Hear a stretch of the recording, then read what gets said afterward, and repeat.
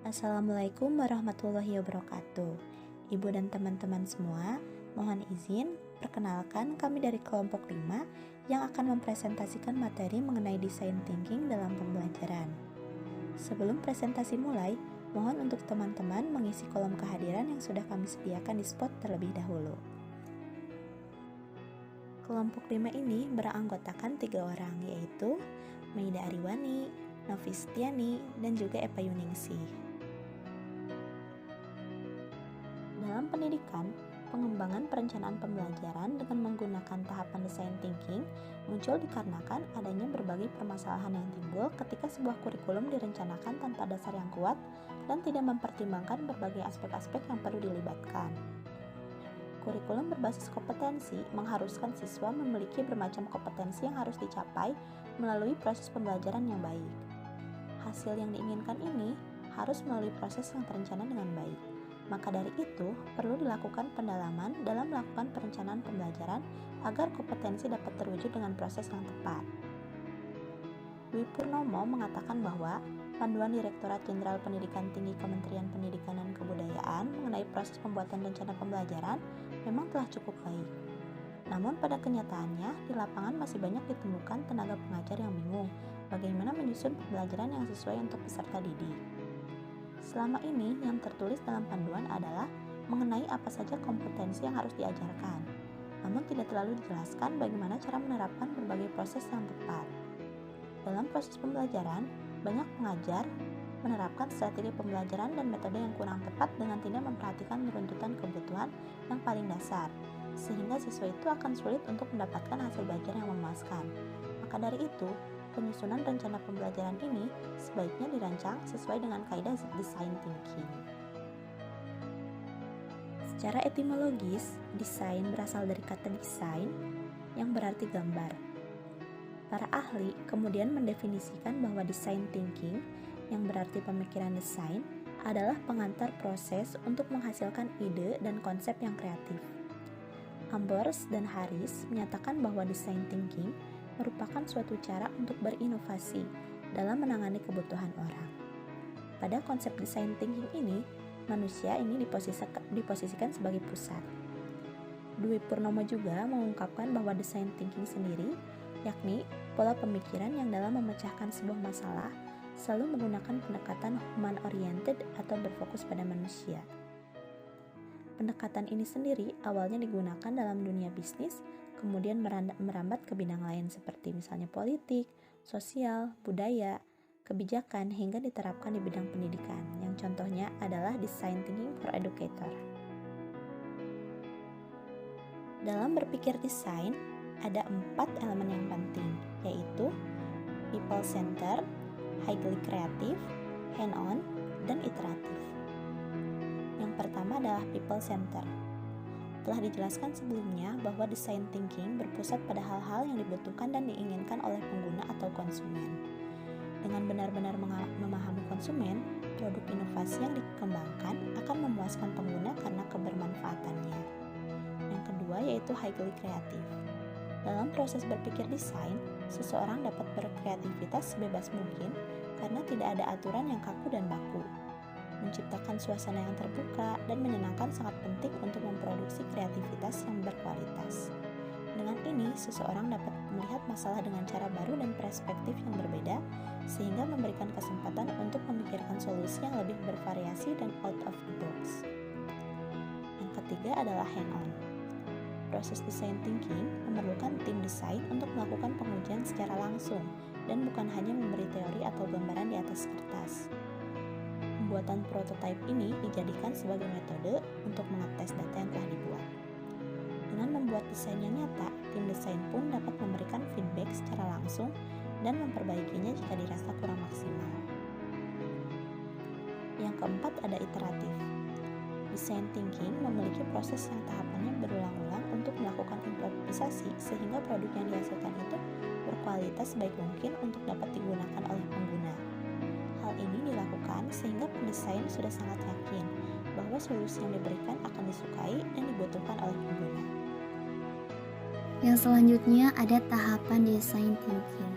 tahapan design thinking atau bisa juga disebut dengan tahapan utama berpikir desain.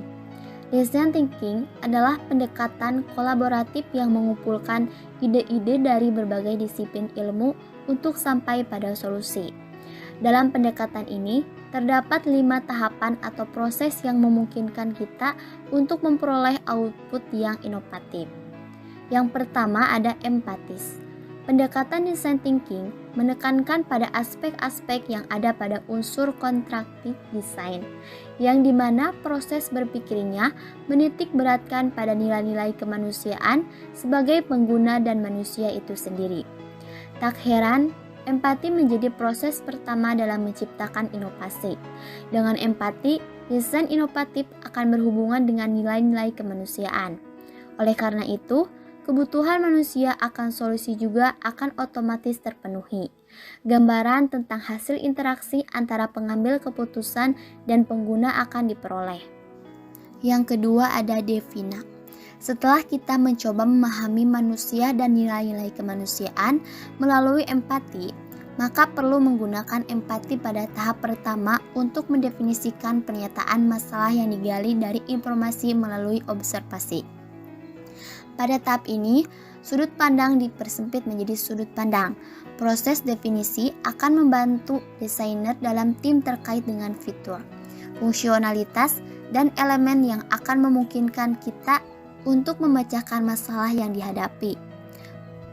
Proses ini mengarahkan pada presentasi singkat dan jelas tentang pemahaman dan hasil yang diilhami dari kegiatan penelitian. Yang ketiga ada idea. Ideation adalah tahapan mengembangkan ide atau bisa dikenal dengan brainstorming. Dalam prosesnya, banyak ide yang bisa memecahkan masalah yang muncul. Semua ide ini berharga. Pikiran dipaksa untuk bereaksi dengan memunculkan berbagai banyak ide. Yang keempat ada prototype. Prototype adalah bentuk awal atau ukuran standar dari suatu model. Menurut Kamus Besar Bahasa Indonesia, pengertian ini adalah bentuk awal atau penampakan awal. Dengan demikian, prototipe dapat disebut sebagai bentuk awal yang dibuat untuk mewakili skala pengembangan yang sebenarnya, sebelum diproduksi pada skala yang sebenarnya. Selama pembuatan prototipe, satu prinsipnya adalah melihat kegagalan dengan cepat.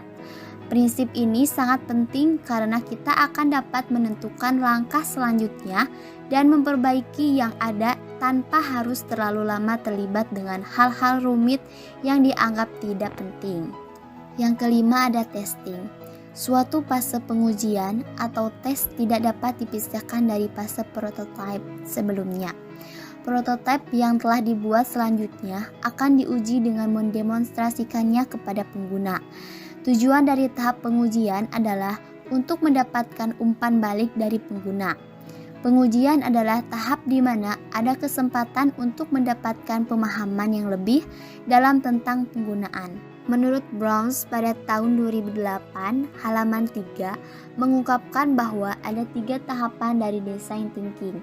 Yang pertama yaitu inspirasi atau inspiration, merupakan suatu kondisi, permasalahan, peluang atau keduanya yang akan memotivasi pencairan solusi.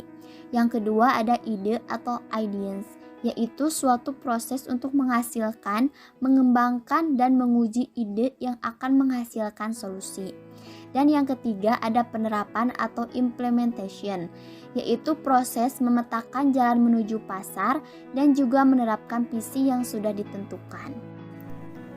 Menurut Kelly dan Brown 2018 halaman 4 mengemukakan beberapa tahapan yang dibutuhkan untuk menghasilkan produk yang sesuai, yaitu ada 5 tahapan. Nah, yang pertama itu ada empathize. Ketika sudah mengetahui user atau pengguna yang akan dituju, maka seorang design thinker perlu mengetahui pengalaman, emosi, dan situasi dari si pengguna. Nah, yang kedua itu ada define. Setelah desain thinker mengerti kebutuhan pengguna, maka desainer perlu menggambarkan sebuah ide atau pandangan user yang akan menjadi dasar dari produk atau aplikasi yang akan dibuat. Nah, yang ketiga itu ada ideate. Dengan kebutuhan yang ada, maka desainer perlu menggambarkan solusi yang dibutuhkan. Nah, yang keempat ada prototype. Ide yang sudah ada sebelumnya, maka perlu langsung diimplementasikan dalam sebuah aplikasi atau produk uji coba. Perlu dihasilkan sebuah produk yang nyata dan kemungkinan skenario penggunaan. Nah, yang kelima ada tes. Dari produk atau aplikasi uji coba yang sudah dibuat, maka akan dilaksanakan sebuah percobaan dengan pengguna. Dari pengalaman pengguna dalam menggunakan produk uji coba, maka akan didapatkan masukan yang lebih baik dan melakukan perbaikan pada produk yang ada. Design thinking dalam revolusi industri 4.0. Berbagai pakar di dunia ini telah meramalkan bahwa di tahun 2020 dunia akan memasuki era industri 4.0 yang lebih canggih dan kompleks. Revolusi industri 4.0 ini akan menyebabkan disrupsi atau gangguan di bidang bisnis, teknis, teknologi, hingga SDM.